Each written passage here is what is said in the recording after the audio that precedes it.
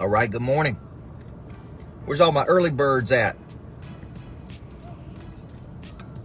Coach Michael Burt. I believe everybody needs a coach in life. It's 5:02 a.m. on Wednesday morning.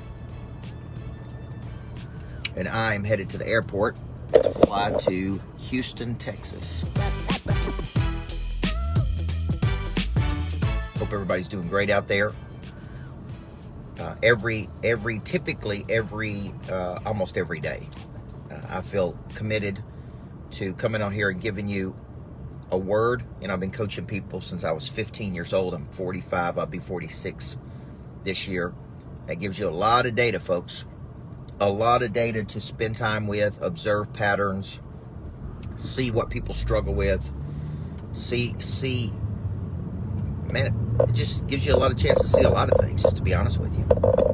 And you see both qualitative data, which means you can feel it, and you see quantitative data, which means you can measure it.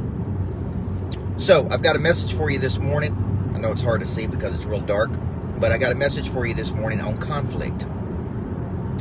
And David Perez, what I'm going to talk about today is really critical. I really wish I would have learned this before I had a lot of conflict in my life.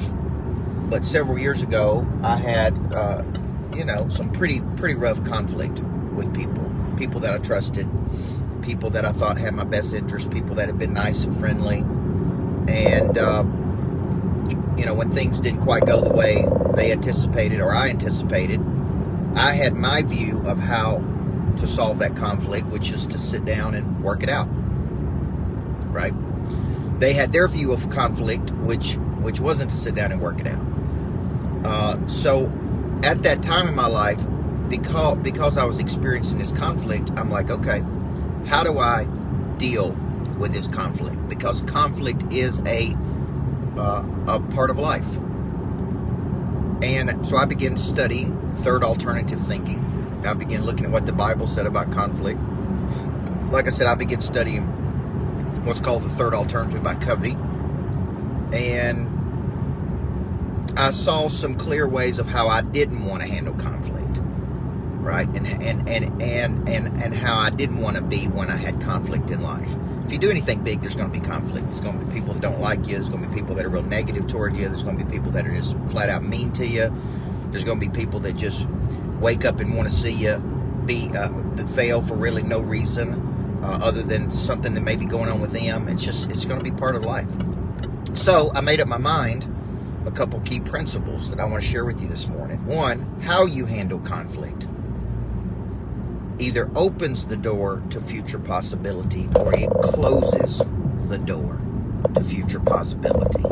Right, Jimmy? And what I mean by that is when there's a difference of opinion, or there's two conflicting opinions, or there's opposition, okay? How you choose to handle that conflict either builds trust for the future or it erodes trust for the future, right? So think of that emotional bank account. Every interaction you have with another person either puts money in the bank or takes money out of the bank. And it's all based on perception. Most conflicts happen when there's two varying points of something. There's different expectations. I have an expectation that you'll do something, and you have an expectation that I'll do something. Okay? Thank you, Sean. So what happens is, because there's either lack of communication or there's the expectation's not clear, what happens is somebody gets upset about it. Now, once you get upset, then it can become emotional. Once it becomes emotional, it's not rational. I just want to give you a real simple tool. Third alternative thinking taught me it's not my way, it's not your way. We really work to find a better way, right? And that's really what third alternative thinking is. It's not my way. It's not your way. It's really, we seek first to understand and be empathic, put myself in your shoes. I can understand how you feel the way you do. Okay, now once we got that out of the way, we get it off our chest, we don't take it personal, we then step back and go, okay, how can we get a win for you? What would a win be for you? And then you let that other person tell you, this would be a win for me. Okay, great. Well, let me tell you what a win would be for me. And then we start working backward from that. until we have a win for both parties. Okay? Now, you may not get to a win-win, guys. Just so everybody's real clear here. You may not get to a win. There may be some form of compromise. But the way in which you deal with that conflict is very critical. How do you handle it when there is an adversity, when there is a departure away from the ideal scene? And the way you handle that, it either opens that door to future possibility or it closes that door to future possibility. Okay? And that's really the big lesson I want to show you this morning. Today you're going to have conflict. You're going to have somebody do something. There's going to be some frustration. Somebody's going to act a way that you don't approve of. You may say, I would never act that way. Don't matter. All that stuff is majoring in the minors.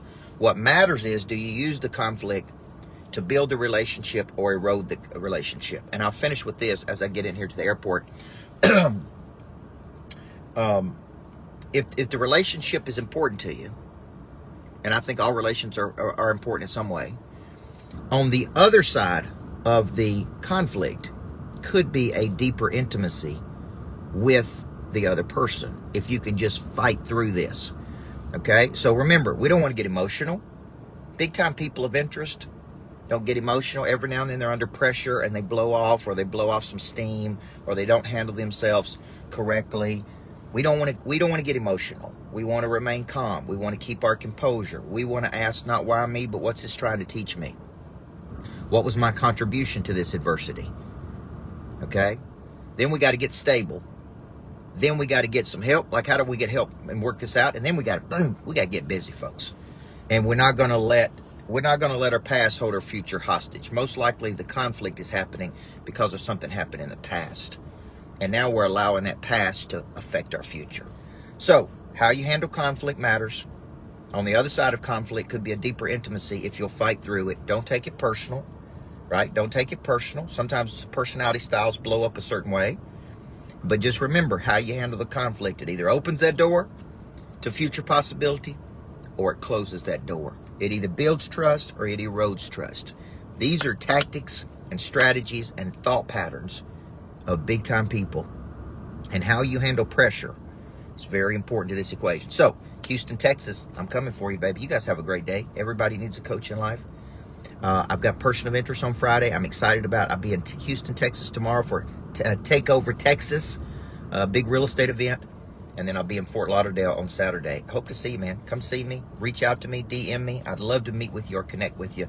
I believe everybody needs a coach. You guys have a great day. It's 5:10 a.m.